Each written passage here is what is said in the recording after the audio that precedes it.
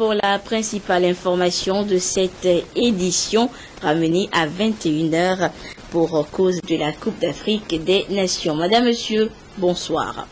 Selon l'Organisation mondiale de la santé, l'épidémie d'Ebola semble connaître un léger fléchissement en Afrique de l'Ouest. Le nombre de nouveaux cas est en baisse dans les 3 pays les plus touchés que sont la Guinée, la Sierra Leone et le Libéria. Une nouvelle encourageante qui intervient alors que s'est ouverte hier à Accra une réunion de haut niveau de la CEDEAO pour faire le point de la situation.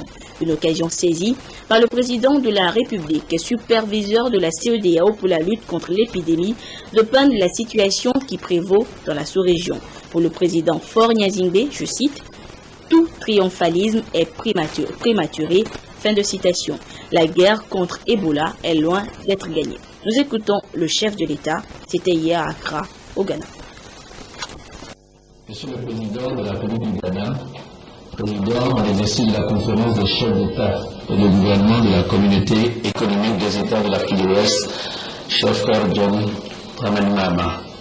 Mesdames et Messieurs les ministres, Monsieur le Président de la Commission de la CEDEAO, Monsieur le représentant spécial du secrétaire général des Nations Unies, Mesdames et Messieurs les représentants des institutions partenaires, Mesdames et Messieurs les ambassadeurs et membres du corps diplomatique, Messieurs les représentants des organisations internationales et régionales, Mesdames et Messieurs les représentants du secteur privé, distingués invités, Mesdames et Messieurs, je tiens avant toute chose à dire toute ma reconnaissance à mon frère et ami, le président John Dramani Mahama, et au peuple ghanéen pour leur accueil chaleureux et leur sens de l'hospitalité. Je saisis l'occasion pour réitérer au président Mahama toutes mes félicitations et tout mon soutien pour le dynamisme avec lequel il s'acquitte de sa mission depuis qu'il préside aux destinées de la CEDEAO. Mesdames et Messieurs, nous avons hérité de l'année 2014 une crise internationale de santé publique majeure. L'épidémie de la maladie à virus Ebola, qui a semé une véritable psychose au sein de nos populations, continue de préoccuper l'ensemble de la planète.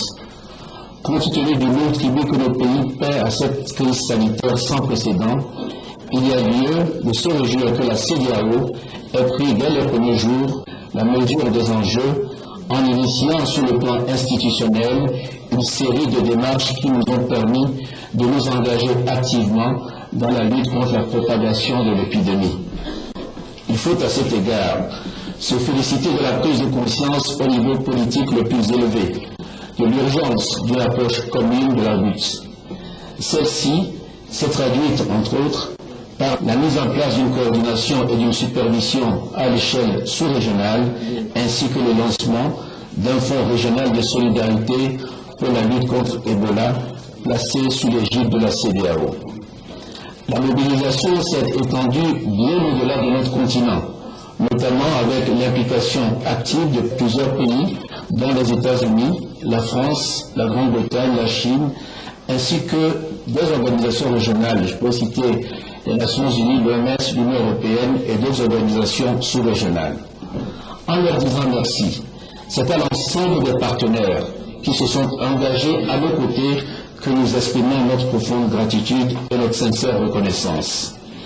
Dieu merci, les initiatives prises par les uns et les autres n'ont pas été vaines, mais il nous faut prolonger nos efforts en travaillant davantage en synergie afin que nos différentes actions concourent à la mise en œuvre effective de notre plan régional intégré de riposte contre l'épidémie. J'appelle donc toutes les parties prenantes à mutualiser leurs efforts, leurs moyens et leurs interventions pour soutenir les victimes, prévenir les nouveaux cas. C'est le lieu pour moi de remercier à mon tour les États membres de la CEDEAO, ainsi que leurs partenaires bilatéraux et multilatéraux, pour l'appui multiforme qu'ils ont apporté en soutien aux efforts déployés tant à l'échelle nationale que sous-régionale. Je ne saurais passer sous silence l'implication active de l'Union africaine et du secteur privé, qui a accepté de prendre sa part du lourd fardeau que cette épidémie fait peser sur nos États. Il est important d'associer davantage le secteur privé à la mise en œuvre de notre feuille de route parce qu'il regorge de compétences et de moyens qui peuvent contribuer à renforcer nos actions sur le terrain. Les personnels de santé gardent naturellement une place toute particulière dans nos cœurs.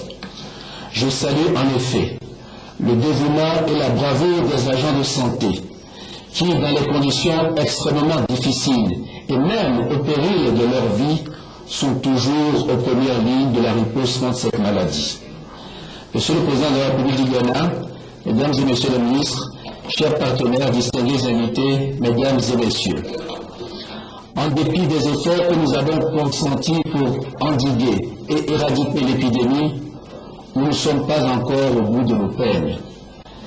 Si nous avons convenu à Abuja de nous retrouver ici à Accra, au lendemain de la trêve des fêtes de fin d'année, c'est bien parce que nous avons pleinement conscience que la vraie portée des diverses initiatives que nous avons prises à ce jour doit se mesurer en définitive à l'aune de leur impact sur le terrain. Certes, des signaux encourageants ont été enregistrés, et vous l'avez rappelé, Monsieur le Président, à l'essai de la CEDEAO. Mais globalement, la situation épidémiologique est loin d'être sous contrôle. Tout triomphalisme est donc prématuré. Le relâchement de nos efforts n'est pas à l'ordre du jour. L'immensité de la tâche qui nous attend requiert que nous accordions une importance décisive à la coordination de nos efforts. Pris individuellement, aucun des pays touchés ne peut trouver à lui tout seul la voie du salut.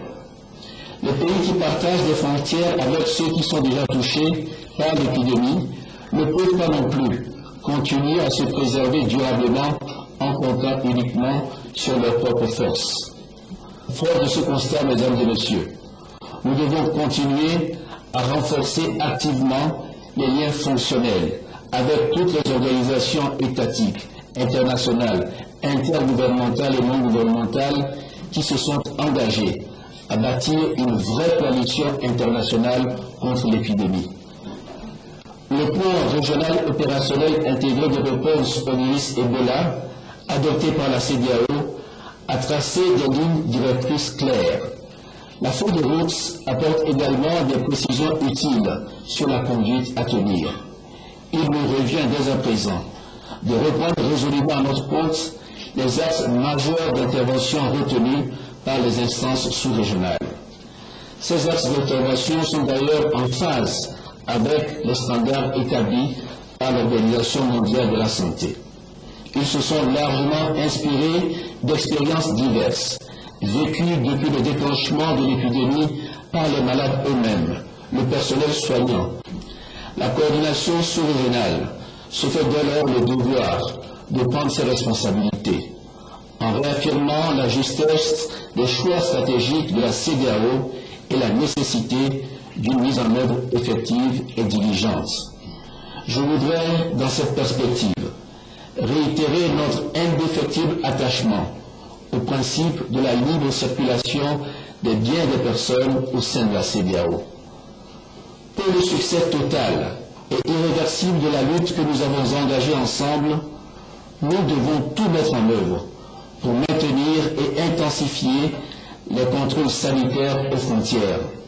Cependant, nous ne devons pas pour autant imposer une double peine aux pays affectés en les marginalisant et en les stigmatisant, au moment même où ceux-ci ont le plus besoin de notre soutien, de notre compassion et de notre solidarité.